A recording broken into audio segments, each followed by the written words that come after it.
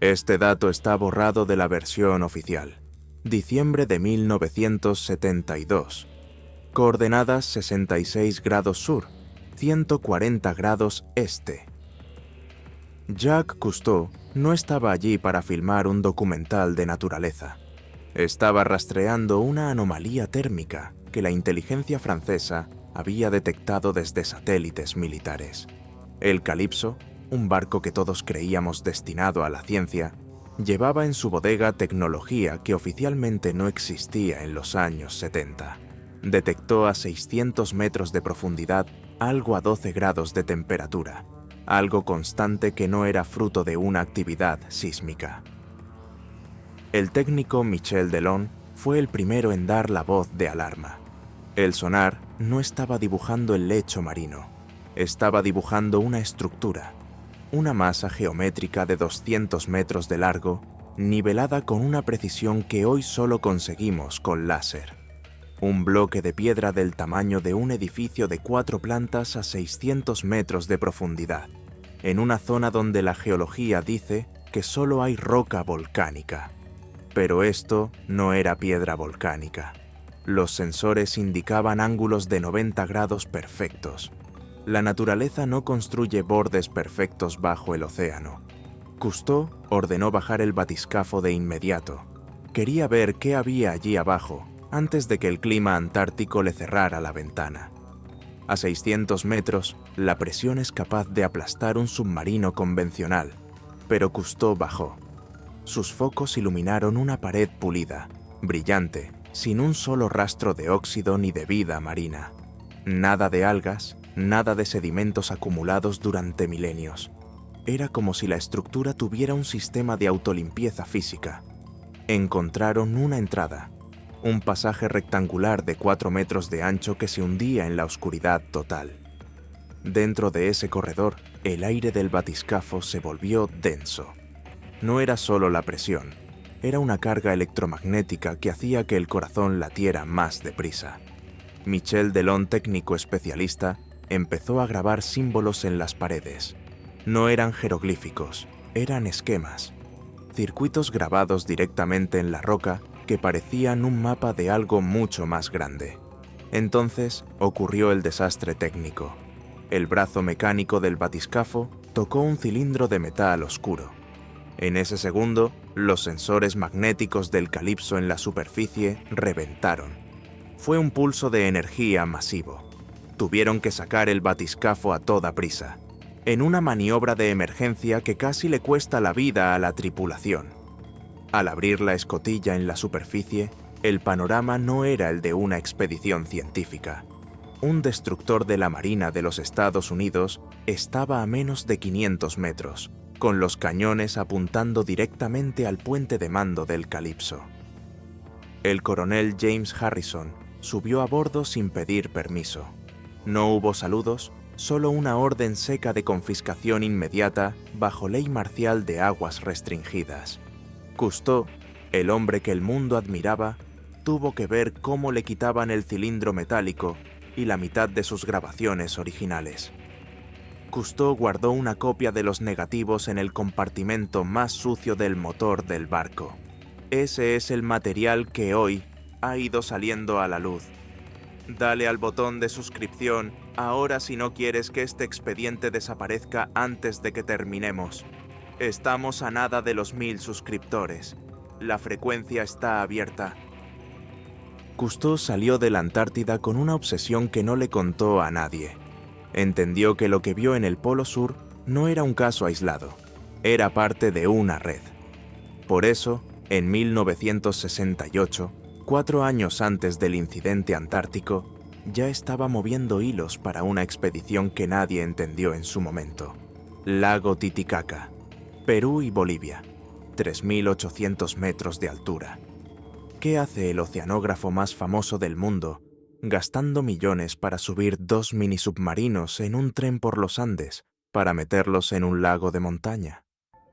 La versión oficial decía que buscaba el oro que los incas lanzaron al agua para ocultarlo de los españoles. Mentira. Eso era el cebo para los inversores y la prensa.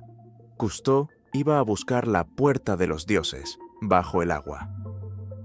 El Titicaca no es solo agua dulce, es una fosa tectónica activa que conecta directamente con las capas más profundas de la litosfera. Los lugareños, los suros, hablaban de luces que entraban y salían del lago siglos antes de que supiéramos qué era un motor de propulsión. Cousteau bajó sus mini sumergibles en la Isla del Sol. Lo que encontró rompió todos los paradigmas biológicos.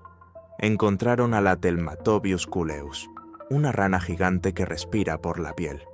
Pero el dato forense es este. Las encontraron viviendo a profundidades donde el oxígeno es prácticamente nulo. Según la biología tradicional, ese animal debería estar muerto por hipoxia en minutos. Sin embargo, allí estaban, moviéndose con una energía inusual. Era como si el agua en esa zona estuviera cargada con una frecuencia que sostiene la vida sin necesidad de oxígeno. Pero lo que realmente hizo que Cousteau se encerrara en su camarote fue lo que detectó el sonar de Harold Edgerton, el genio del MIT que iba en la expedición. El aparato detectó una arista de roca que parecía una columna vertebral mecánica. No era una formación natural. Cousteau registró en sus diarios secretos la ubicación de un túnel sumergido que, según sus cálculos, conectaba directamente con la ciudad de Cusco, a más de 300 kilómetros de distancia. Un túnel reforzado con una aleación metálica que los incas no tenían capacidad de fabricar ni de imaginar. A esa altitud, el equipo empezó a sufrir síntomas raros: agotamiento extremo, alucinaciones y una sensación de que estaban siendo vigilados desde el fondo del lago.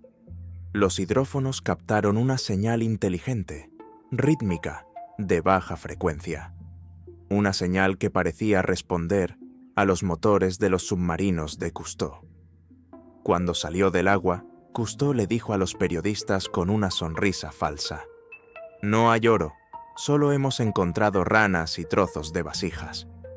Fue su primera gran mentira para protegerse. En realidad, había encontrado una vía de acceso a una red subterránea que atraviesa todo el continente americano. El viejo del lago, un anciano de 86 años que vivía en la orilla, le dio la sentencia definitiva: «Ustedes buscan el camino de los que bajaron de las estrellas, pero si entran, no volverán». Esa misma noche, Cousteau quemó los planos detallados de la entrada del túnel. En su bitácora solo escribió 7 palabras: «La red está activa. No estamos preparados». Si coges un mapa batimétrico y unes los puntos, la línea te va a helar la sangre. Antártida, lago Titicaca y el Golfo de California en México. Jacques Cousteau bautizó al Golfo de California como el acuario del mundo, pero en sus informes secretos para la NASA y el Pentágono lo llamaba el generador. Allí, en el Mar de Cortés, el magnetismo es tan grande que desvía los sensores de los satélites de baja órbita. Cousteau anotó en sus registros privados que México actúa como el disipador térmico que estabiliza el flujo de energía entre los otros 2 nodos.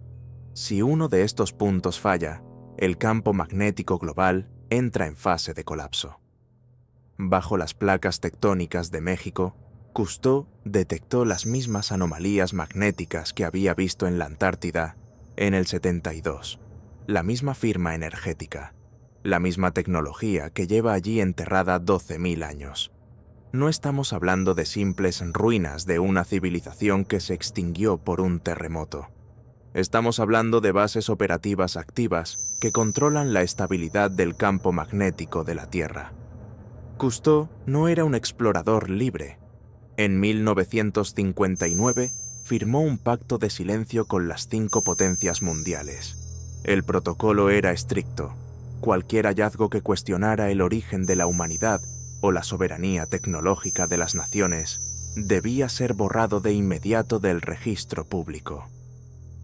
Hablamos del famoso Tratado Antártico, pero nadie menciona su anexo confidencial de seguridad técnica. Ese documento prohíbe cualquier excavación privada a más de 500 metros de profundidad sin supervisión del Mando Militar Conjunto. Lo venden como protección ambiental, pero la realidad es un bloqueo de acceso total a la tecnología del abismo. Por eso Cousteau se convirtió en un hombre triste y huraño en sus últimos años. Le confesó a su hijo Jean-Michel antes de morir: «He pasado toda mi vida abriendo puertas que debieron quedarse cerradas. Lo que hay ahí abajo no es para nosotros, ni para nuestro tiempo».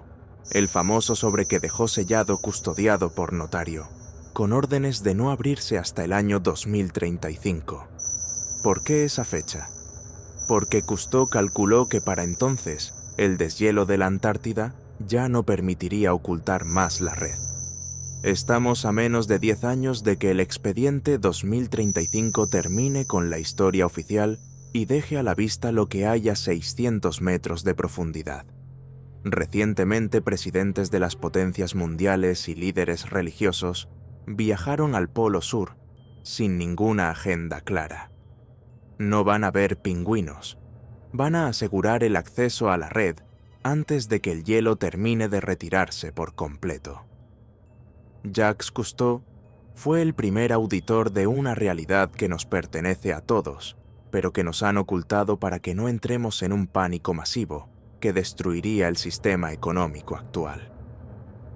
Jacques Cousteau se llevó el gran secreto a la tumba, pero nos dejó sus diarios filtrados. Él entendió que no somos los dueños de este planeta, solo somos los inquilinos de la superficie mientras ellos lo permitan. Si has llegado hasta este punto del expediente, ya eres parte de esta auditoría forense. No permitas que la versión oficial te nuble la visión de lo que realmente hay bajo el agua. Estamos muy cerca de los 1000 suscriptores en Planeta Oculto. Suscríbete ahora mismo para que YouTube te dé el acceso cuando abramos el siguiente archivo prohibido. En este canal te damos los datos que otros prefieren enterrar bajo toneladas de silencio.